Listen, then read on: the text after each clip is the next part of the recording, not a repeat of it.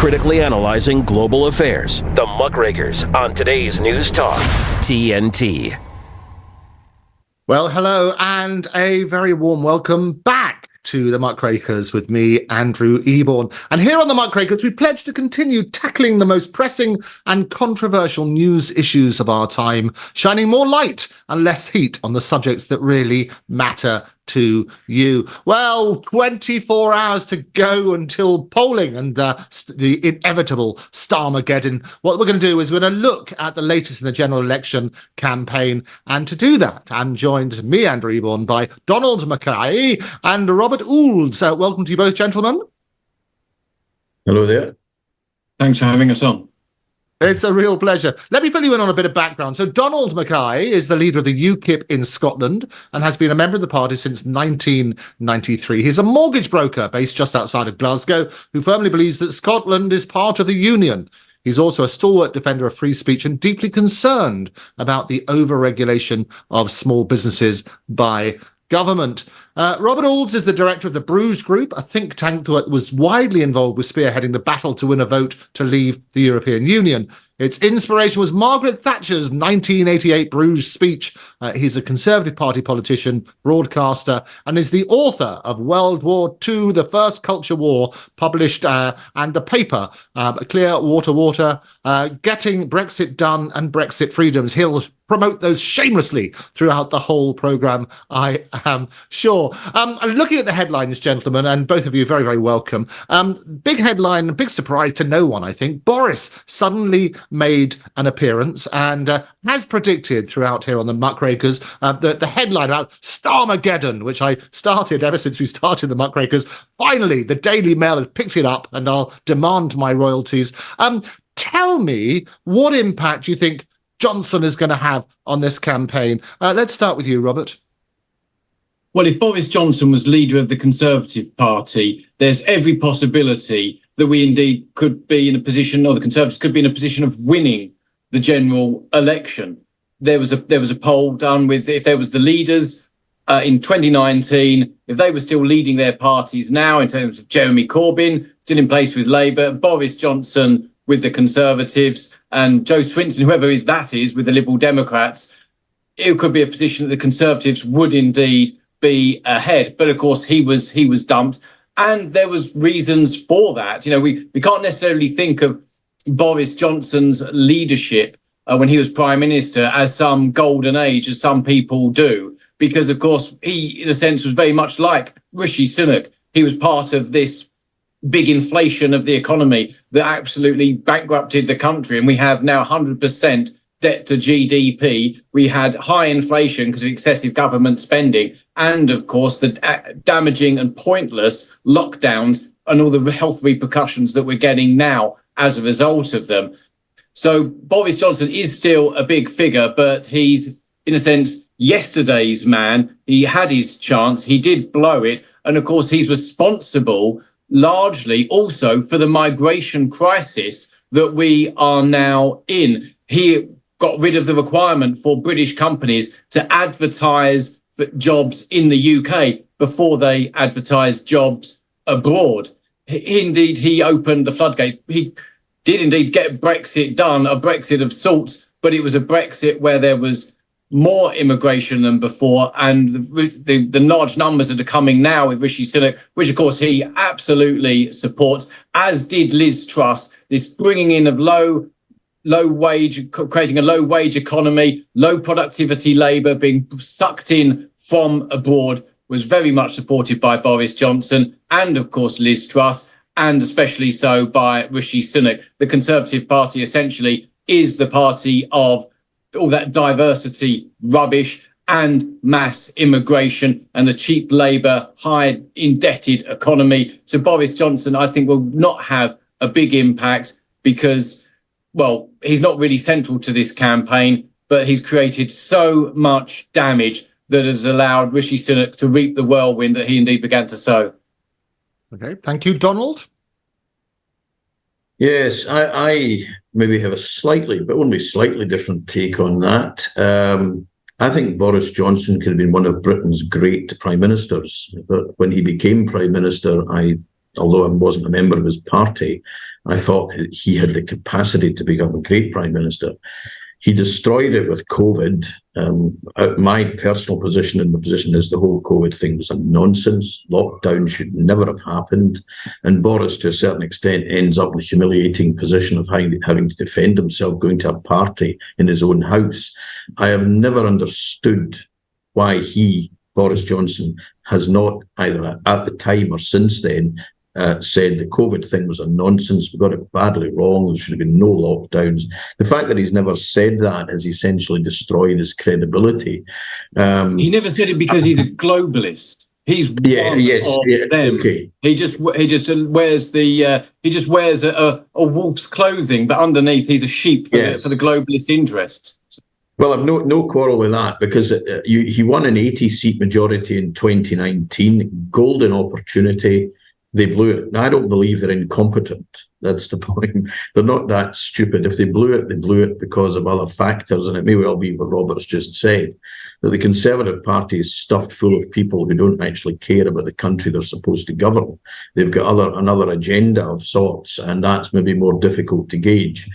If you regard government as regard governments as the way of solving every problem, governments have to solve it. Everything's got to be sorted by government. Then you end up with what we've got.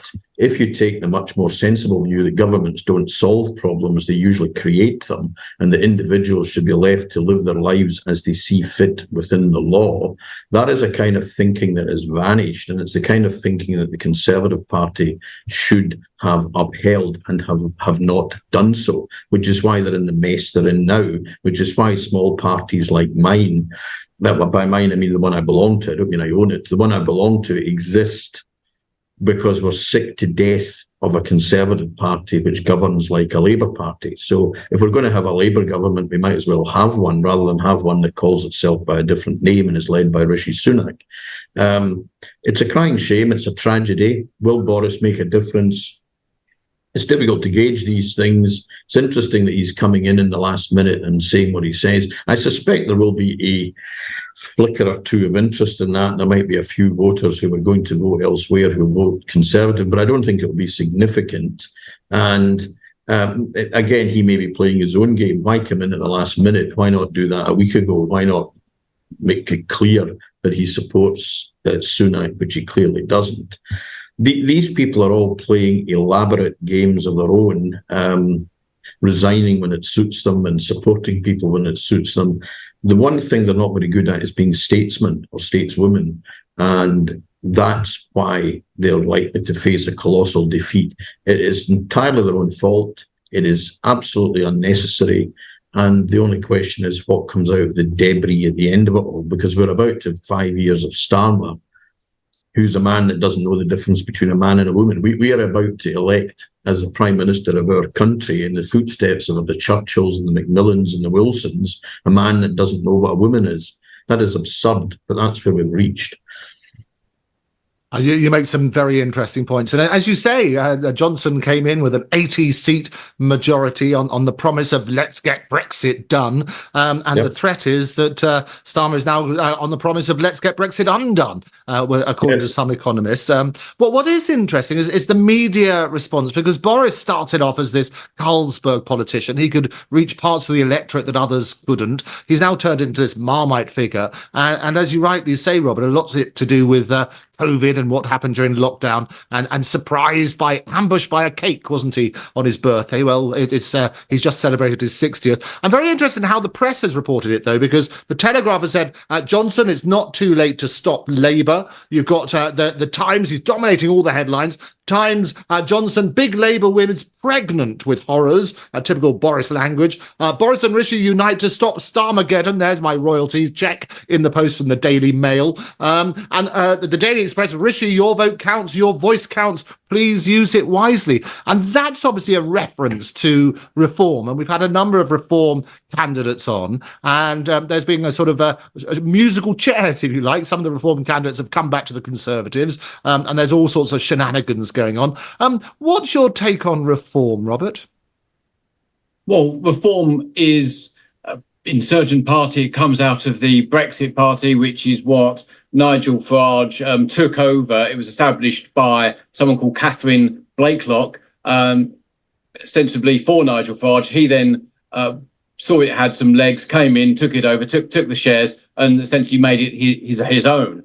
It was then run or ruled. Either one's correct, by Richard Tice, and then of course Nigel Farage clearly realised that there was a gap in the marketplace, so to speak, in the run up to the election. He had declared that he wasn't going to stand, somewhat surprised by the early poll called by Rishi Sunak, going for the 4th of July, when, of course, people were thinking it would be a November election or perhaps into early 2025, which was possible. So there was some surprise there. But then Nigel Farage, of course, took over the party, and the whole story of the election changed. However, there are a number of issues that with reform. Essentially, it's a company. Essentially, it is run by its board of directors right at the top, and the members have very little say.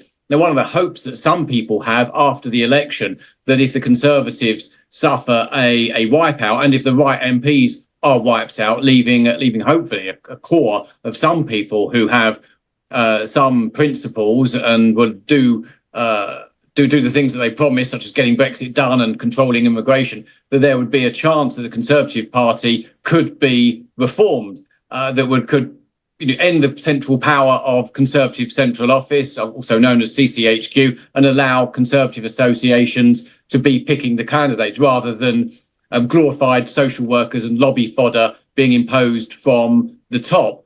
Of course, that would be a dream scenario, but that's in a sense unlikely to happen, in which case we could indeed see reform replacing the Conservatives for the time being, at least until they finally get their act together. And they do have a history of reforming themselves and making sure they can actually adapt to the changing circumstances. They were wiped out in 1906. The Liberal Party won overwhelmingly. Where are the Liberals now? It's essentially dead as a political party. Of course, the Liberals do continue in some areas, but not in any strong way. So there is a concern about reform because it is so top down. If we were to have a reform government, for instance, now they're certainly saying the right things now, but there would be very little mechanism to get rid of a rogue reform prime minister, for instance, whereas in other parties, the Labour Party would have mechanisms to get rid of the leaders they didn't like, and they're done so. The Conservatives excel at political assassinations, regicide of their own leaders.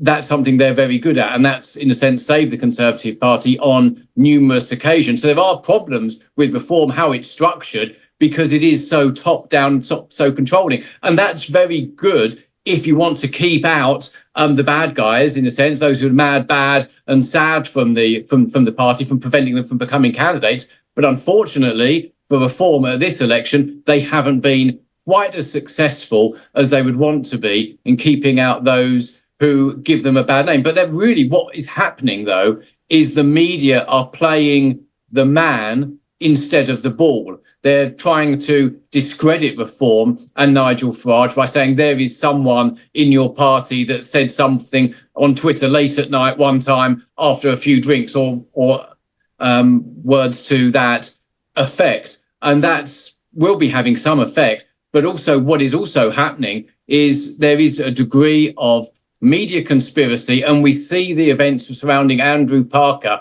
the actor who went to campaign in Clacton, that the seat that Nigel Farage hopes to win, and said some things which the media did not like. But he was indeed, or is indeed, an actor. So there's some serious questions there that will be answered, and perhaps some criminality for election interference, perhaps, which would need to be investigated. So reform possibly won't win that many seats because the way the electoral system works in the UK, but they are showing that the centre of gravity in British politics is to what some people would describe as the right, but what's better described as cultural conservatives. Labour are probably going to win this election, but they're going to win it wrapped in the union flag, talking about tackling immigration. The Conservatives are talking about exactly the same thing. Of course, neither of them will deliver. And of course, Reform is getting a great deal of support. And of course, has captured the media attention and captured social media as well. Reform are by far, with very little investment, Reform are by far the biggest on things like TikTok, and they're attracting the support of young people. Young people are going to that party because it stands for something, and it's going to tackle, or says it's going to tackle to some degree, the migration crisis. Always not, because they're not going far enough to tackle the democratic deficit within this country, although they will be calling for electoral reform, but they're also the demographic problems that Britain faces, where indeed, as Andrew Green has pointed out in the House of Lords, Lord Green has pointed out that by 2055 or 2060, people of an indigenous background in the UK would be a minority, and that's an important issue. He said, this is an important issue, let's at least discuss it. And he was met by silence. So Reform aren't going far enough to tackle those problems that we are facing. But of course, it's something. And perhaps there would be change happening down the line, because, of course, we know that the young people want migration tackled because it increases house prices, it increases rents, it takes away jobs, it lowers wages, it damages the public services because you can't get any appointments.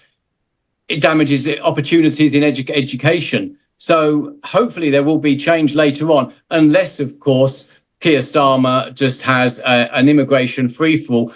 But in a sense, that's what we've got at the moment. What's the difference between Labour and Conservatives as we speak at this point in time? Nothing.